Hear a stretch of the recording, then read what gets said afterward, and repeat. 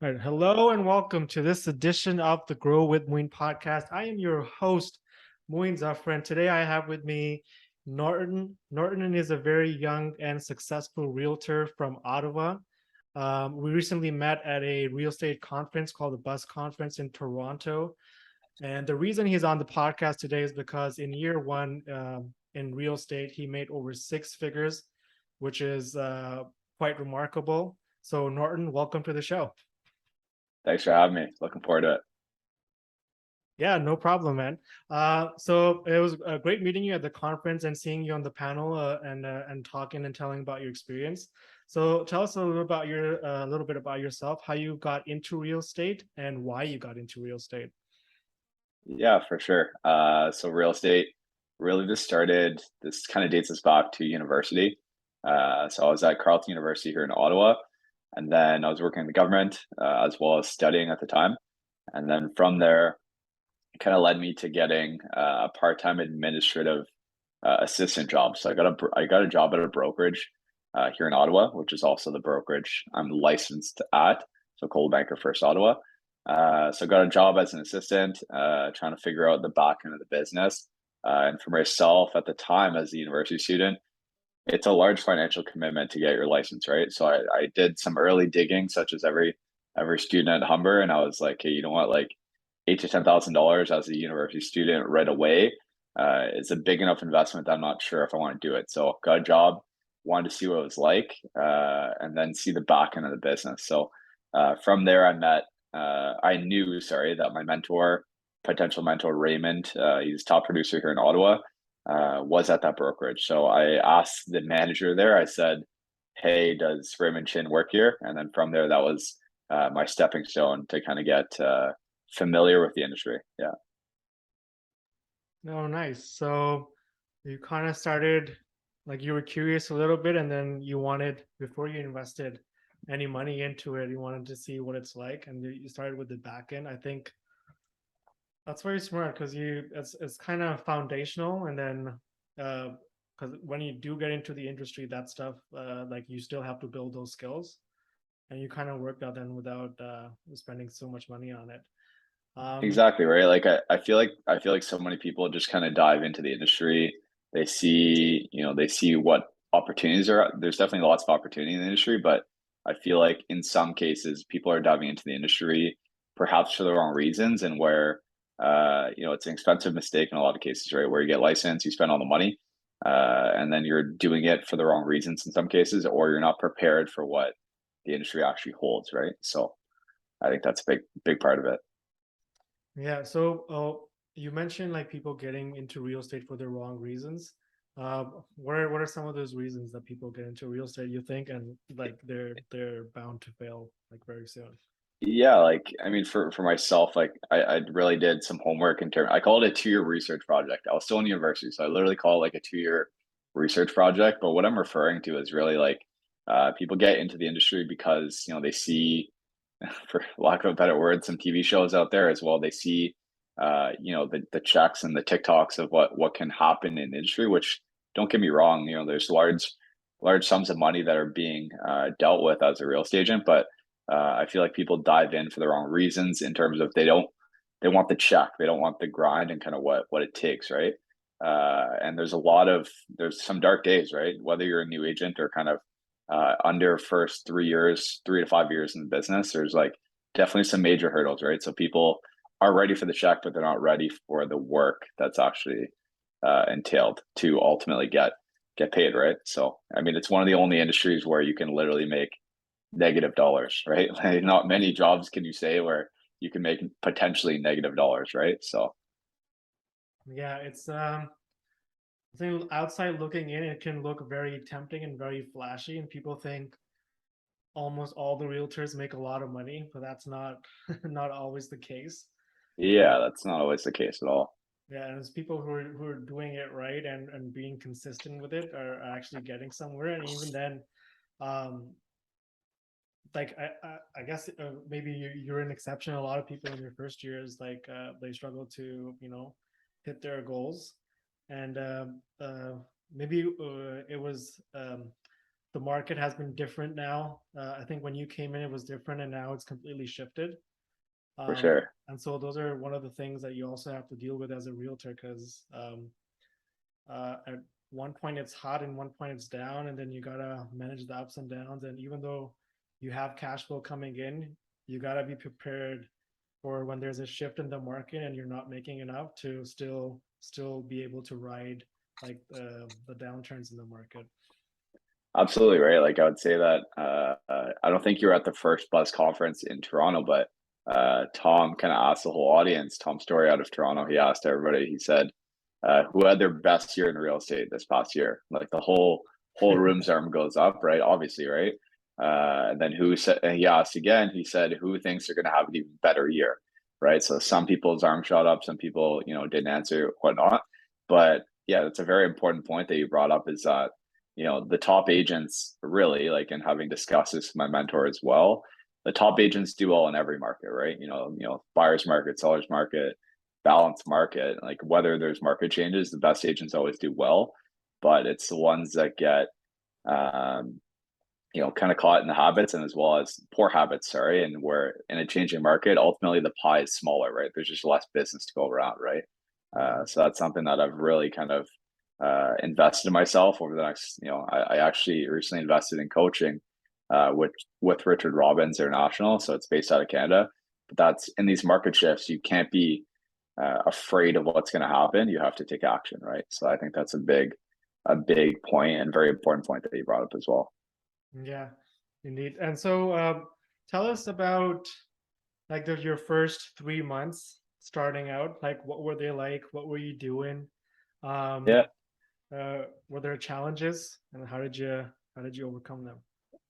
for sure, for sure. So first couple months, I definitely look back on them as a major, major lesson. So in my first 3 months, actually my very first day in real estate, I had anticipated a friend of mine, I knew their family was selling. I knew they had a home that needed to be put on the market within the coming months. So a good friend of mine called me up day one. Imagine you're day one in real estate, you get a listing appointment, right? I felt like I was on top of the world. Easy business day one, right? So listing appointment. I brought my mentor along, Raymond. So we went for the listing appointment. It actually genuinely, I thought it went very well. Good dialogue. But what happened was, some miscommunication, some elements came up in the deal where, commission was discussed and some other details regarding more personal matters. But I learned very quickly it's a business and it's not personal, right? So they end up signing with another agent, so they end up listing and the property with another representative, which they're fully entitled to do, right? But that was a big lesson for me, is that there's a difference between personal relationships as well as listing somebody's biggest asset. So day one I lost a listing, and then a couple of weeks later I was referred a family friend that I used to play hockey with, and we are brought in to sell their property here in Ottawa as well. And you know what? This time around, we got the listing agreement signed, so we had the listing signed.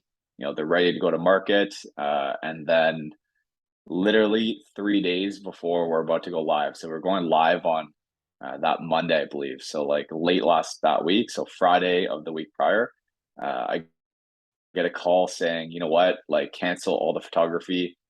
Something's come up. We're not selling anymore. So in my head, I'm like 2 weeks No. into the business. In my head, I'm like, I'm 2 weeks into the business. I have had two potential listings cancel. But anyways, going back to that last one, he calls me back on that Sunday. Saying disregard everything, disregard what I said. Something came up. It was emotional. We're still selling. Proceed. So Oh, I just learned very quickly where I was, it all worked out, but that was like a big introduction to where, this business is like an absolute roller coaster, right? So there's no promises, there's no guarantees, but that gave me a big, big introduction into the business. But we ended up getting that property sold, so that was my first sale. In terms of my first 3 months, so in terms of like production and kind of what I was doing on a daily basis, I was doing a lot of leases, right? So I was doing a lot of leases, running around the city, learning how to deal with clients ultimately, right? You graduate from Humber, you have no idea how to deal with clients. You can prepare yourself all you want, but you can't tell yourself that you're prepared to jump into real estate because you don't know, right? You don't know how to do a showing, how to open a lockbox, right? So it was a lot of leases, and it was a lot of learning the ropes from my mentor. So I shadowed my mentor a lot when I first started, just going to appointments with him, figuring out how it's supposed to be done. How is real estate supposed to be done? Yeah, that's a lot of what my first couple months were. Yeah, those lock boxes are challenging. Um, Yeah, so the you mentioned like dealing with people and how people change their minds.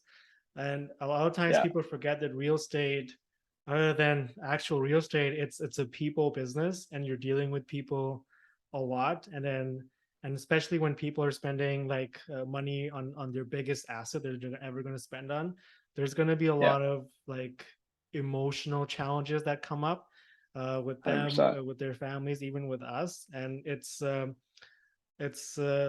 think it's one of the careers where you yourself also require a lot of emotional intelligence, and a Yeah, lot of times it calls for you to be um, professional, which you should be anyway in the most difficult circumstances. And like you said, it's easy to take things personally, especially when you're starting out.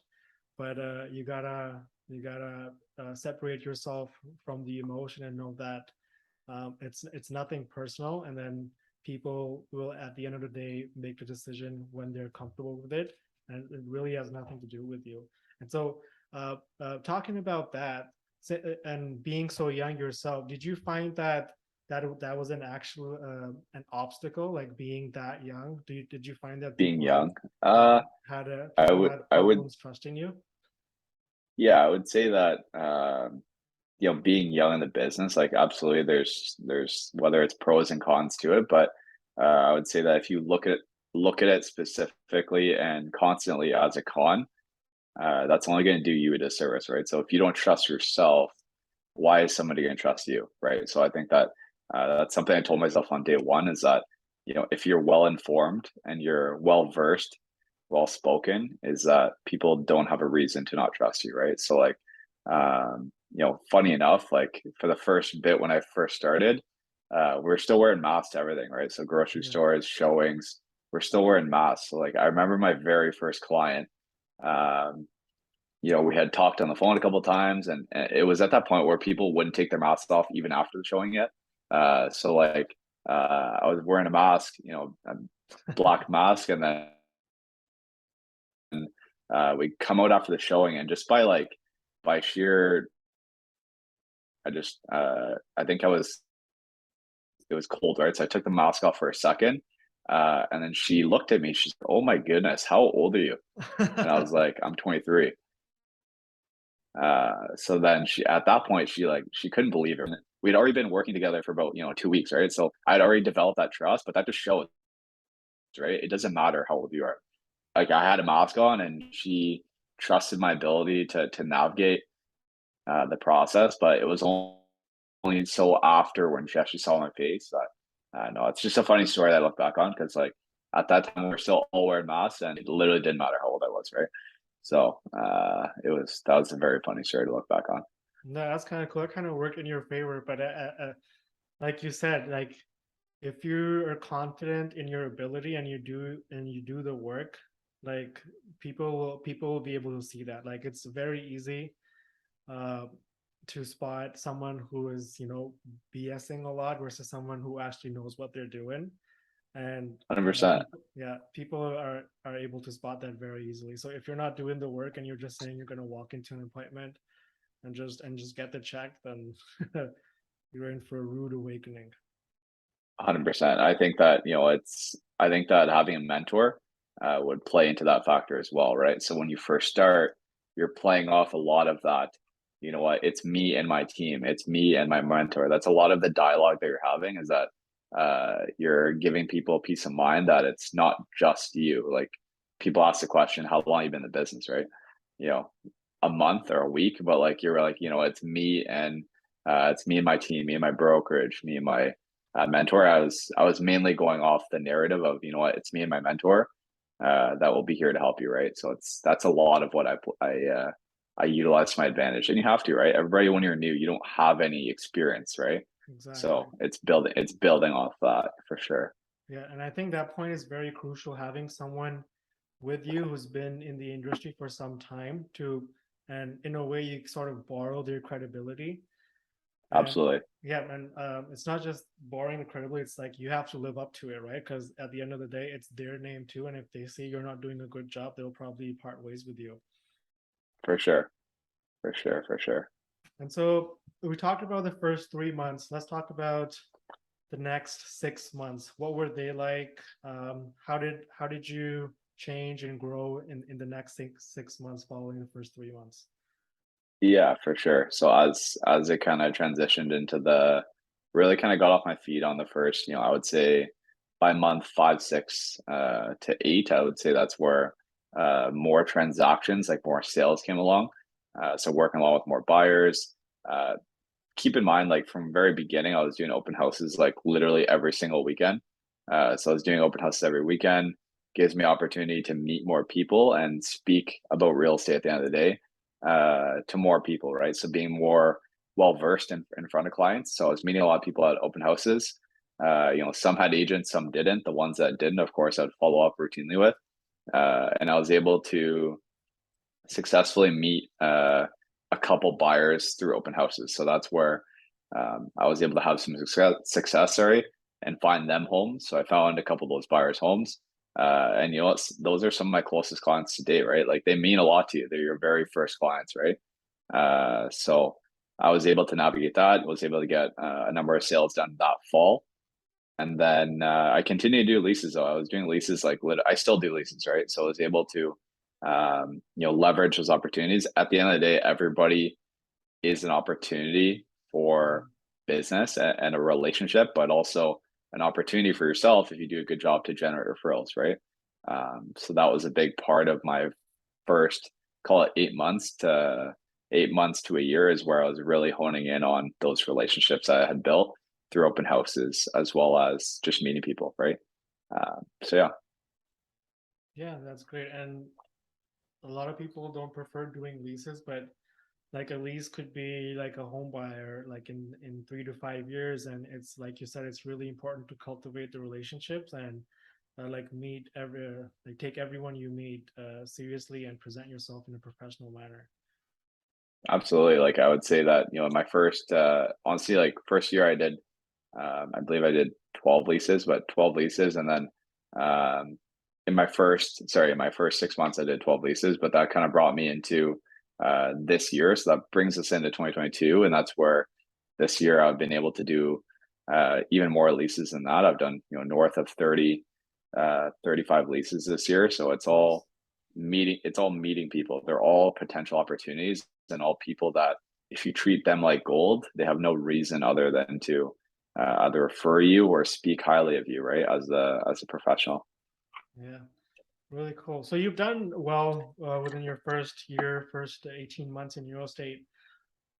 What's the plan now for the next 3 to 5 years? How do you plan on growing yourself, growing your business? You mentioned you're taking coaching now, which is excellent. Yeah. Um, but what's the plan further down the road, or even like long term, 10 years? Do you want to have like a team for yourself, or start your own brokerage? Yeah. What are you thinking? Jeez. 10 years. That's scary, brother. 10 years, that brings me I'm 23. I'm 23 right now, but yeah, yeah, over the next couple of years for sure, definitely want to scale up. And I think that coaching is going to be a big avenue for that, to really build out that back end system, build up the framework of kind of how a well run team operates from the back end, right? So I think over the next 3 to 5 years, absolutely would be bringing on an assistant. Because myself, I have pretty bad ADHD, so I don't like sitting and just doing like tedious tasks. So I think that I'm always moving. So Yeah. definitely bring on assistant as the next task, and then from there, ultimately where I get to a point where I'm able to provide to another agent that's producing with me, and I think that's the next role. But I think for the next little bit, I would say in the next 12 to 12 to 24 months would be bringing on an assistant to service the paperwork that I don't like doing. And then also at some point bring on yeah, of course, everybody wants to run a team. And I think that's a funny part of the industry. I've heard a lot of professionals in our industry say like everybody has a team, right? But genuinely build out a team, and have some systems in place where I think some of the takeaways we learned at the Buzz are, that we learned some great takeaways from some top teams in Ontario Yeah. in terms of how they run their operation. But I think that's definitely a goal for me, is running a tight knit team, not a big team to start, obviously, but more of a team whereby I'm able to, have, I would call it more of a partnership, right? Like I come from hockey. It's very Yeah. team based sport where it's not like me and the person under me. It's more of a partnership, right? It's me and my partner, right? So I think that's a better dynamic. Yeah. Nobody likes saying it's me and my leader that's above me, right? Nobody likes speaking like that, right? So it's like being in a dynamic where you guys are working together, right? Yeah, I think that's crucial, and I think that's good to hear you saying that, because a lot of professionals do run teams, and maybe they're not the most tightly knit. And I had not the greatest experience when I first joined a team, um, and it's definitely something that you have to transition into. A lot of Yeah, people think that it's more of the same, but then you're becoming from like working just for yourself to working for other people as well who are with you, and they're relying on right. you. And like you said, running a tightly knit team is crucial when you're in that position. And I saw some great teams at the conference there. Like Yeah, it for was really sure. nice to see some, like there's one from Oshawa. I think they were on the Yeah, field with the entire team. I think that yeah, was the McDougal team. The yeah, McDougal team. Yeah, like it was, that's like yeah, like that. I think that's a phenomenal example where yeah, like it's the team leader's name on the stage, if you will, but that doesn't mean that it's not a team dynamic where everybody gets along. They know what they're doing, and they know that they're ultimately working together, which creates a good dynamic as well. yeah, excellent. Okay, so coming towards the tail end of the podcast, I have two Yeah. questions. So you're in real estate now. Is there something else that tempts you career wise, like something else that's in your back of your mind, like, you know what, I might be good at that too? Or are you 100% committed to where you're at now? So at this stage, really, like at this stage of my career, like real estate is my sole business, right? So that's my day to day business, and I see that if done properly, can scale it to a successful business, right? But currently in the works, two projects in the works. One is I'm actually starting up an initiative, a give back initiative with my cousin, my family. Um, it's called Buy Back the Cold Ottawa. So it's actually we're launching next week. Actually, it's an Nice. initiative where we're giving back, through monetary donations as well as collecting new, winter items to the homeless population here in Ottawa. So like mitts, gloves, toques, all those winter sought after items. Sorry, throughout winter. So that's an initiative that we're starting out, and then myself and my very good friend were in the works of planning a cleaning business. So like home cleaning as well as new construction cleaning. That's something that's a little bit more on the back burner right now and more of a future 2023 plan. But I think that's a business that we're looking to launch next year.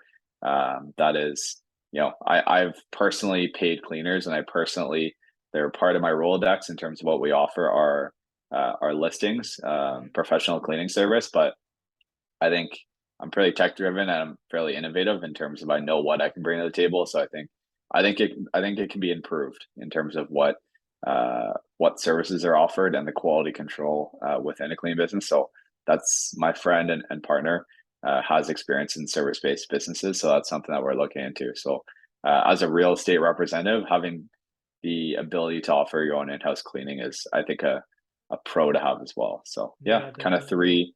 three pillars right now would be real estate, cleaning, and this give back idea that we're working on. Yeah.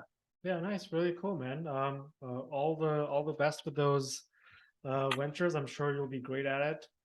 So before we sign off, what advice would you give to someone who's starting out in real estate right now? let's say it's their first month, what would you say to them? For sure. I would say, I would tell myself if I were to start out that number one, you have to find a mentor that genuinely has your best interest. Like, Yeah, he or she is there, and they have a vested interest in you to succeed because, there's a lot of agents out there at the end of the day, right? So when you're first graduating from that, the Humber program, finding somebody that wants to help you, and that you as a new representative can learn from because, uh, frankly, like we discussed earlier in this podcast, right? You don't know a whole lot when you start. So having somebody to shadow and having somebody that you can learn from that has done it and has done successful things in this business is, I think, number one. You have to find somebody that's willing to help you because otherwise, I think it's a very easy industry to sink in, right? Like yeah, you can lose confidence very quickly and you can lose your the calendar months go by very quickly if you're not doing anything. It turns calendar turns to November, then December, then it's a new year. You can the time goes very fast in terms of if you set goals, annual goals and quarterly goals and monthly goals, those go by very quickly if you're not enjoying yourself and not succeeding, right? So I think that's a big element for sure. yeah, 100%. I agree. Thank you so much for that advice. Thank you so much for being on the show, and we'll talk soon. Sounds good. Thank you.